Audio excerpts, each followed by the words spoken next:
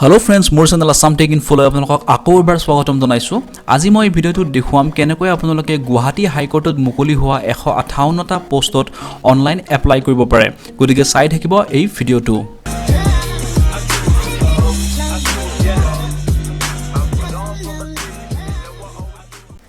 So friends, Gauhati High Court মুকলি হোৱা এই 158টা পোষ্টত অনলাইন এপ্লাই কৰিবলৈ প্ৰথমতে যিকোনো এটা ব্ৰাউজাৰত টাইপ কৰি ল'ব assamtechinfo.in ওয়েবসাইটটো খোলাৰ লগে লগে আপোনালোকে প্ৰথমতে যেটো পোষ্ট দেখিবলৈ পাব চাওক গুৱাহাটী হাই কোৰ্ট জব 158টা পদ খালি আৰু লাষ্ট ডেট হৈছে লাষ্ট ডেটটো হৈছে 27 নৱেম্বৰ 2018 এই যেটো পোষ্ট আছে ইয়াত ক্লিক কৰিব ইয়াত ক্লিক কৰাৰ লগে লগে নতুন এটা পেজ খোল খাব আৰু এইটো পেজতে আপোনালোকে গুটেখিনি ডিটেইলছ পাই যাব আৰু এই এডভাৰটাইজমেন্টৰ ওপৰত মই আগতেও এটা ভিডিও বনাইছো আপোনালোকে যদি ভিডিওটো চোৱা নাই তেন্তে ভিডিওটো চাই ল'ব মই লিংকটো ডেসক্ৰিপচনত দি দিছো ঠিক আছে সো আজি মই দেখুৱাম কেনেকৈ আপোনালোকে অনলাইন এপ্লাই কৰিব পাৰে সো তাৰ বাবে আপোনালোকে এই যেটো পোষ্ট আছে এই পোষ্টৰ একেবাৰে তলত যাব তাত অনলাইন এপ্লাই যেটো লিংক আছে সেই লিংকটো পাই যাব চাওক ইয়াতে অফিচিয়েল নোটিফিকেশনটো যদি আপোনালোকে চাব খোজে তেতিয়া হলে ইয়াত ক্লিক কৰি চাব পাৰে আৰু যদি আপোনালোকে অনলাইন এপ্লাই কৰিব খোজে তেতিয়া হলে অনলাইন এপ্লাই লিংকটো মই তলত দিয়া আছে এইটো ক্লিক হিয়াৰ ইয়াত ক্লিক কৰাৰ লগে লগে নতুন এটা পেজ খোল খাব আৰু এই পেজটোতে আপোনালোকে অনলাইন এপ্লাইৰ কামখিনি কৰিব পাৰিব ঠিক আছে প্ৰথমতে চাওক ইয়াতে হাউ টু এপ্লাই ইনষ্ট্ৰাকচন বুলি এটা অপচন আছে ইয়াত ক্লিক কৰিব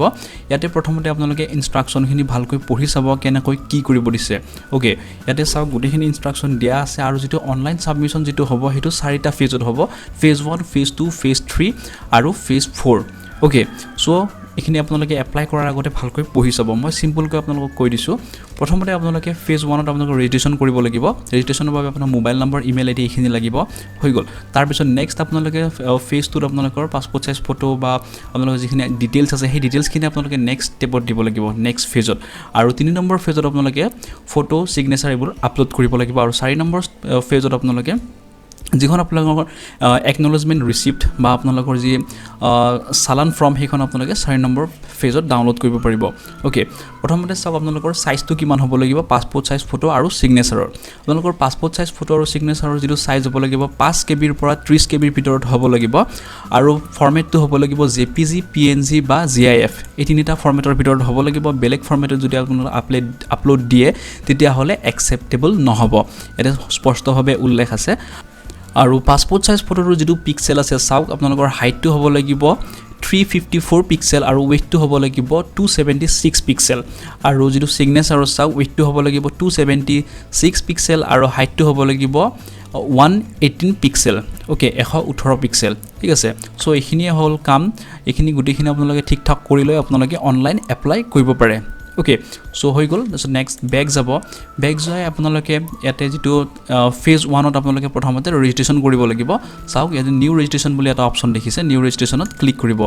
নিউ ৰেজিষ্ট্ৰেচনত ক্লিক কৰাৰ লগে লগে আপোনালোকে এখন ৰেজিষ্ট্ৰেচন ফৰ্ম পাব যত আপোনালোকে ক্যান্ডিডেট নেম আপোনালোকৰ নাম দিব লাগিব তাৰ পিছত ফাদাৰ্স নেম তাৰ পিছত date of birth of candidate আপোনালোকৰ যেটো জন্মৰ তাৰিখ হেতু ইয়াত দিব লাগিব তাৰ পিছত মোবাইল নম্বৰ তাৰ পিছত দিব লাগিব আপোনালোকে ইমেইল আইডি এইখিনি দি ইয়াতে তলত এটা ক্যাপচা দেখা পাব সেই ক্যাপচাটো আপোনালোকে যি দেখে হেতু ইয়াত ইনপুট কৰি দিব তাৰ পিছত সাবমিট ৰেজিষ্ট্ৰেচনত ক্লিক কৰি দিব সো তৎক্ষণত মই এখিনি ফিল আপ কৰো আৰু তাৰ পিছত দেখুৱা নেক্সট ষ্টেজত আপোনালোকে কি কৰিব লাগিব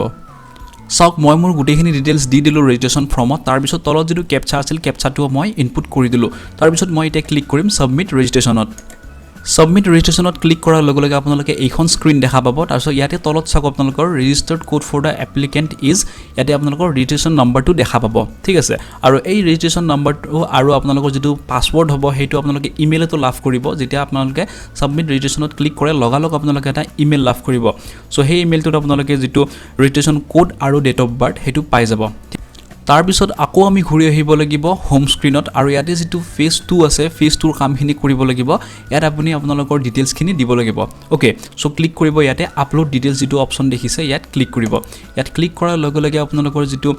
ৰেজিষ্ট্ৰেচন নম্বৰ পালে আৰু যেটো আপোনালোকে ডেট অফ বাৰ্থ দিছিল সেই ডেট অফ বাৰ্থটো এন্টাৰ কৰি তলত যেটো আপোনালোকৰ ক্যাপচা কোড দেখিছে সেই ক্যাপচা কোডটো এন্টাৰ কৰি ইয়াতে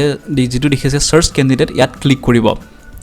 সাৰ্চ ক্যান্ডিডেটত ক্লিক কৰাৰ লগে লগে আপোনালোকে এইখন এপ্লিকেশন ফৰ্ম পাব এইখন আপোনালোকে ফিল আপ কৰিব লাগিব বহুত সিম্পল হয় চাওক প্ৰথমতে ইয়াতে ৰেজিষ্ট্ৰেচন কোডটো আছে আপোনালোকৰ আৰু যিকেইটা পোষ্টত আপোনালোকে এপ্লাই কৰিব সেই পোষ্টকেইটা ইয়াত দিয়া আছে ওকে তাৰ পিছত আপোনালোকে ইয়াত ডিস্ট্ৰিক্ট সিলেক্ট কৰিব লাগিব তাৰ পিছত আপোনালোকৰ নামটো কেপিটেল লেটাৰ ইয়াত দিয়াই থাকিব অলৰেডি কাৰণ আপোনালোকে ৰেজিষ্ট্ৰেচনত ফিল আপ কৰিছিল ঠিক আছে তাৰ পিছত ইয়াতে জেন্ডাৰ সিলেক্ট কৰিব লাগিব তাৰ পিছত চাওক ক্যাটেগৰি আপোনালোকৰ জেনাৰেল ওবিসি এমওবিসি ইটো যি ক্যাটেগৰি হয় আপোনালোকে সিলেক্ট কৰি ল'ব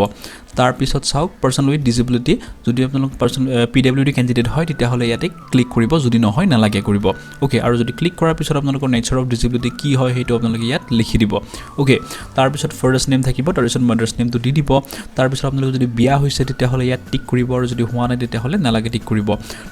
তাৰ পিছত 8 নম্বৰ যেটো আছে হেতু আপোনালোকে ইয়েস নকৰিব এটো টিক নকৰিব আৰু 9 নম্বৰত আপোনালোকে কোনো ধৰণৰ ফিল আপ কৰিব নালাগে 10 নম্বৰটো চাও আপোনালোকৰ ডেট অফ বাৰ্থ হেতু অটোমেটিক আহি যাব ৰেজিষ্ট্ৰেচনত ফিল আপ কৰিছিল যি হেতু আৰু আপোনালোকৰ এজটো অটোমেটিক ইয়াতে দি দিব চাও আপোনালোকৰ যেটো ডেট অফ বাৰ্থ মতে আপোনালোকৰ যেটো এজ হ'ব হেতু ইয়াত থাকিব তাৰ পিছত 12 নম্বৰত আপোনালোকৰ যেটো নেশনালিটি হেতু আপোনালোকে ইয়াতে এন্টাৰ কৰিব ইন্ডিয়ান বুলি লিখি দিলে হ'ল ওকে তাৰ পিছত আপোনালোকে কিছুমান আপোনালোকৰ এডুকেশনাল ডিটেইলছ কিনে দিব লাগিব ক্লাছ 10 পাস কৰ পৰা কৰিছিল ক্লাছ 12 পাস কৰ পৰা কৰিছিল গ্ৰেজুৱেচন কৰ পৰা কৰিছিল হেখিনি আপোনালোকে ভালকৈ দিব লাগিব প্ৰথমতে এক্সামিনেশন নেম ইয়াতে দিব আপোনালোকে মেট্ৰিক বা এইচএসএলসি তাৰ পিছত ইয়াতে দিব এইচএস তাৰ পিছত ইয়াতে বিএ বিএসসি বিকম জি কৰিছিল হেতু ইয়াতে দি দিব তাৰ পিছত বোৰ্ড ইউনিভাৰ্সিটি আপোনালোকে মেট্ৰিক সেবাৰ পৰা দিছিল সো সেবা দিব তাৰ পিছত হাই সেকেন্ডাৰী এসএক দিব তাৰ পিছত যেটো গ্ৰেজুৱেচন হেতু আছে গুৱাহাটী ইউনিভাৰ্সিটি জিইউ দিব পাৰে তাৰ পিছত ইয়াতে ইয়াৰ কোনটো বছৰত আপোনালোকে পাস কৰিছিল সেই ইয়াৰটো ইয়াত দি দিব আৰু পাৰ্সেন্টেজ আপোনালোকে কিমান লাভ কৰিছিল সেই পাৰ্সেন্টেজটো এখিনিত এন্টাৰ কৰি দিব ওকে সো এখিনি হৈ গল আপোনালোকৰ এডুকেশন কোৱালিফিকেশন ডিটেইলছ আৰু যদি আপোনালোক কিবা আদাৰ কোৱালিফিকেশন আছে যেনে কম্পিউটাৰ ডিপ্লোমা টাইপিং ডিপ্লোমা তেনেকুৱা টাইপ যদি কিবা ডিপ্লোমা কোৰ্স কৰিছে তেতিয়াহলে হেতু ইয়াতে আপোনালোকে দিব পাৰে এজু নেদিলেও কোনো কথা নাই তাৰ পিছত special skill and works experience if any আপোনালোকৰ যদি কিবা ওয়াৰ্ক এক্সপেৰিয়েন্স আছে তেতিয়াহলে ইয়াত আপোনালোকে এন্টাৰ কৰিব পাৰে ওকে তাৰ পিছত ইয়াতে চাও 16 নম্বৰত আপোনালোকে কৰেসপন্ডেন্স এড্ৰেছ আপোনালোকৰ যেটো এড্ৰেছ হে এড্ৰেছটো ইয়াত এন্টাৰ কৰি দিব আৰু যেটো পাৰ্মানেন্ট এড্ৰেছ আপোনালোকৰ যদি দিওটা একে হয় তেতিয়াহলে সেম এন্টাৰ কৰি দিব আৰু যদি বেলেগ বেলেগ হয় তেতিয়াহলে দিওটাতে আপোনালোকে বেলেগ বেলেগ এন্টাৰ কৰিব তাৰ পিছত ইয়াতে সিলেক্ট ষ্টেট আপোনালোকে ষ্টেট সিলেক্ট কৰি ল'ব সো অসম ক্যান্ডিডেটে অসম সিলেক্ট কৰিব বাকি যি ষ্টেটৰে হয় আপোনালোকে সিলেক্ট কৰিব পাৰে ঠিক আছে তাৰ পিছত চাও আপোনালোকৰ এগেইনষ্টত নামৰ এগেইনষ্টত কিবা এফআইআৰ কমপ্লেইন বা ক্ৰিমিনাল কেছৰ কিবা ৰেকৰ্ড আছে নেকি যদি আছে তেতিয়াহলে আপোনালোকে ইয়াত ইয়েস বুলি দিব আৰু ডিটেইলছ কিনো দি দিব কি ক্ষেত্ৰত আপোনালোকৰ এফআইআৰ লঞ্চ হৈছিল বা কিবা কমপ্লেইন যদি প্লেস হৈছিল হেতু আপোনালোকে ইয়াত দি দিব ওকে আৰু চাও ইয়াতে হদিছে যে আপুনি কেতিয়াবা ক্ৰিমিনাল কেছত কনভিক্টেড হৈছে নেকি তেতিয়াহলে যদি হৈছে তেতিয়াহলে ইয়েস দিব যদি হোৱা নাই তেতিয়াহলে নো দিব আৰু ইয়েস যদি হয় তেতিয়াহলে কি কাৰণত হৈছিল সেই কাৰণটো আপোনালোকে ইয়াত লিখি দিব ওকে তাৰ পিছত চাও have you ever been debarred from any examination আপোনালোকে যি কিনো কিবা এক্সামিনেশনত আপোনালোকে ডিবাৰ্ট কৰা হৈছিল নে মানে আপোনালোক কিবা এক্সামত বাধা দিয়া হৈছিল নেকি বা কিবা এক্সামৰ পৰা আপোনালোক কিবা উলিয়াই দিয়া হৈছিল নেকি সো যদি হৈছিল তেতিয়াহলে ইয়েস দিব ডিটেইলছটো দি দিব কিয় হৈছিল আৰু যদি হোৱা নাই নো দিলে হ'ব ওকে তাৰ পিছত 21 নম্বৰ যেটো পইণ্ট আছে হেতে আপোনালোকে নো দি দিব ওকে তাৰ পিছত 22 নম্বৰটোত চাও আপোনালোকে কিবা ইনকাম ট্যাক্স কাটিছে নেকি যদি কাটিছে তেতিয়াহলে আপোনালোকৰ পেন কাৰ্ড নম্বৰ জিআইআৰ নম্বৰ ইখিনি দি দিব এটো আপোনালোকে নোয়ে দিব ঠিক আছে তাৰ পিছত আপোনালোকৰ টেলিফোন নম্বৰটো ইয়াতে আপোনালোকৰ ৰেজিষ্ট্ৰেচন সময়ত দিয়া যেটো নম্বৰ আছে হেতু অটোমেটিক আহি যাব আৰু যেটো ইমেইল আইডি আছে ইমেইল আইডিটো আপোনালোকৰ ৰেজিষ্ট্ৰেচনৰ সময়ত দিয়া ইমেইল আইডিটো অটোমেটিক আহি যাব হৈ গল সো এখিনি হৈছে সিম্পল ফৰ্মখন তাৰ পিছত চাও ইয়াতে আপডেট ডাটা তাৰ পিছত আপলোড ফটোগ্ৰাফ এণ্ড সিগনেচাৰ আৰু সাইন আউট বুলি তিনিটা অপচন আছে আপোনালোকে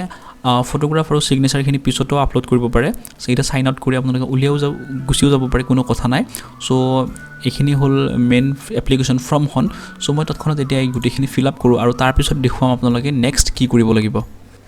সো চাওক মই ফৰ্মখন ফিল আপ কৰি দিলো আৰু এই গুটিখিনি ডাটা সেভ কৰিবলৈ তলত এটা অপচন পাব আপোনালোকে আপডেট ডাটা বুলি ওকে এই যেটো অপচন আছে ইয়াত ক্লিক কৰাৰ লগে লগে আপোনালোকে ফিল আপ কৰা গুটিখিনি তথ্য সেভ হৈ যাব ঠিক আছে সো ইয়াত ক্লিক কৰিম সাউ ক্লিক কৰাৰ লগে লগে অটোমেটিক পেজটো হোম পেজত আহি গল তাৰ পিছত ফেজ 3 আপোনালোকে আপলোড ইমেজত ক্লিক কৰিব লাগিব ওকে সো তাৰ বাবে আপলোড ইমেজত ক্লিক কৰিব আপলোড ইমেজত ক্লিক কৰাৰ লগে লগে পুনৰ আপোনালোকে ৰেজিষ্ট্ৰেচন কোড আৰু ডেট অফ বাৰ্থটো এন্টাৰ কৰিব লাগিব তাৰ পিছত যেটো ক্যাপচা দিয়া আছে ক্যাপচাটো এন্টাৰ কৰি সাৰ্চ ক্যান্ডিডেটত ক্লিক কৰিব লাগিব সাৰ্চ ক্যান্ডিডেটত ক্লিক কৰাৰ লগে লগে সাউ আপোনালোকৰ ওচৰত নতুন এখন পেজ খুল খাব আৰু ইয়াতে আপোনালোকে প্ৰথমতে আপলোড কৰিব লাগিব পাসপোৰ্ট সাইজ যেটো ফটো আছে তাৰ পিছত আপলোড কৰিব লাগিব আপোনালোকৰ সিগনেচাৰটো আৰু পাসপোৰ্ট সাইজ ফটোৰ যেটো সাইজ ধৰি দিছে ইয়াতে গুটিখিনি উল্লেখে আছে চাই লওক আপোনালোকৰ ওয়েটটো হ'ব লাগিব 276 পিক্সেল আৰু হাইটটো হ'ব লাগিব 354 পিক্সেল আৰু যেটো সাইজ হ'ব লাগিব সাইজটো 5 KB ৰ পৰা 30 কেবিৰ ভিতৰত হ'ব লাগিব অৰ্থাৎ 5 কেবিৰ পৰা 30 কেবিৰ ভিতৰত আপোনালোকৰ সাইজ হ'ব লাগিব আৰু সিগনেচাৰৰ ক্ষেত্ৰত আপোনালোকৰ ওয়েটটো হ'ব লাগিব 276 পিক্সেল আৰু হাইটটো হ'ব লাগিব 118 পিক্সেল আৰু যেটো সাইজ দিয়া আছে সাইজটো সেম হয় 5 কেবিৰ পৰা 30 কেবিৰ ভিতৰত হ'ব লাগিব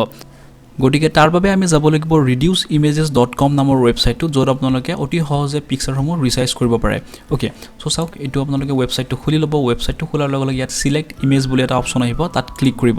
ক্লিক কৰাৰ লগে লগে আপোনালোকৰ যিখন পাসপোৰ্ট সাইজ ফটো বা সিগনেচাৰ আছে হেতু সিলেক্ট কৰিব প্ৰথমতে মই পাসপোৰ্ট সাইজ ফটো ৰিসাইজ কৰিম গটিকে মই পাসপোৰ্ট সাইজ ফটোটো সিলেক্ট কৰি ললো তাৰ পিছত আপোনালোকে ওপেনত ক্লিক কৰিব ওপেনত ক্লিক কৰাৰ লগে লগে অলপ তলত যাব তলত যাই চাওক ইয়াতে আপোনালোকৰ choose new size and format so এতিয়া আছে ওয়েট আৰু ইয়াতে হাইট আৰু ইয়াতে এটা তলাৰ আকৃতিৰ এটা চিহ্ন দেখা পাব এটোত ক্লিক কৰি দিব তলাটো খুল খালে আৰু ইয়াতে আছে পাৰ্সেন্টেজ বুলি ইয়াতে আপোনালোকে পিক্সেল কৰি ল'ব তাৰ পিছত এটো যেটো ওয়েট বিচাৰিছে পাসপোৰ্ট সাইজ ফটোৰ ওয়েটটো চাওক কিমান বিচাৰিছে 276 ওকে সো ওয়েটটো আপোনালোকে ইয়াতে 276 কৰি দিব আৰু যেটো হাইট বিচাৰিছে হাইটটো চাওক আপোনালোকৰ 354 সো ইয়াতে এটো আপোনালোকে 354 কৰি দিব সো চাওক এটো 354 ওকে সো হৈ গল আৰু যেটো ফাইল ফৰম্যাট আছে ফাইল ফৰম্যাটটো jpg আছে jpg আপোনালোকে png gif যিকোনোটা সিলেক্ট কৰিব পাৰে jpg সিলেক্ট কৰিব তাৰ পিছত আপোনালোকে ৰিসাইজত ক্লিক কৰি দিব ৰিসাইজত ক্লিক কৰাৰ লগে লগে চাওক আপোনালোকৰ যেটো পাসপোৰ্ট সাইজ ফটোৰ যেটো সাইজ বিচৰা মতে সেই বিচৰা মতে ইয়াতে আহি গল আৰু ইয়াতে আপোনালোকে ক্লিক কৰি ডাউনলোড কৰিব পাৰে আৰু ডাউনলোড কৰি তেনেকৈ আপোনালোকে পাসপোৰ্ট সাইজ ফটোটো আপলোড কৰিব পাৰে ঠিক আছে সো চাওক ইয়াতে মই ডাউনলোড কৰি ললো ডাউনলোড হৈ গল ঠিক তেনেদৰে মই সিগনেচাৰটো এনেকৈ ৰিসাইজ কৰিম মই পাসপোৰ্ট সাইজ ফটো আৰু মোৰ সিগনেচাৰটো ৰিসাইজ কৰি ললো এতিয়া মই আপলোড কৰিম সো তাৰ বাবে ক্লিক কৰিব লাগিব চুজ ফাইলত ক্লিক কৰি প্ৰথমতে আপোনালোকে পাসপোৰ্ট সাইজ ফটো সিলেক্ট কৰিব সো পাসপোৰ্ট সাইজ ফটোটো আহি গল আৰু ফটোটো সিলেক্ট কৰাৰ পিছতে আপোনালোকে আপলোড পাসপোৰ্টত ক্লিক কৰিব ইয়াত ক্লিক কৰি দিব ক্লিক কৰি দিয়াৰ লগে লগে আপোনালোকৰ যেটো পাসপোৰ্ট সাইজ ফটো আছে হেতু ইয়াত আপলোড হৈ যাব ওকে চাওক পাসপোৰ্ট সাইজ ফটোটো আহি গল নেক্সট আপোনালোকে সিলেক্ট কৰিব লাগিব সিগনেচাৰটো সো তাৰ বাবে চুজ ফাইলত ক্লিক কৰিব তাৰ পিছত যেটো সিগনেচাৰ আছে সিগনেচাৰটো ক্লিক কৰি ওপেন কৰিব ওপেন কৰাৰ লগে লগে চাওক সিগনেচাৰটো আহি গল আৰু এতিয়া আপোনালোকে আপলোড সিগনেচাৰত ক্লিক কৰিব চাওক আপোনালোকৰ যেটো আমাৰ যেটো সিগনেচাৰ আছিল সিগনেচাৰটো আপলোড হৈ গল চাওক পাসপোৰ্ট সাইজৰ যেটো সিগনেচাৰ অনাই আপলোড হৈ গল তাৰ পিছত নেক্সট আপোনালোকে চাওক তলত এটা ডিক্লাৰেচন মেছেজ আছে হেতু আপোনালোকে টিক কৰিব টিক কৰাৰ লগে লগে আপোনালোকে ইয়াতে যেটো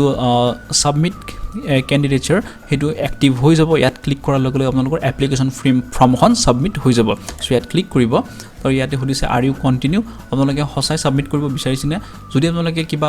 কাৰেকচন কৰিব লগা আছে তেতিয়া হলে ওকে নকৰিব যদি গুটিখিনি ঠিক ঠাক আছে তেতিয়া হলে আপোনালোকে ইয়াত ওকে কৰিব পাৰে ওকে কৰাৰ লগে লগে আপোনালোকৰ ফাইনাল সাবমিট হৈ যাব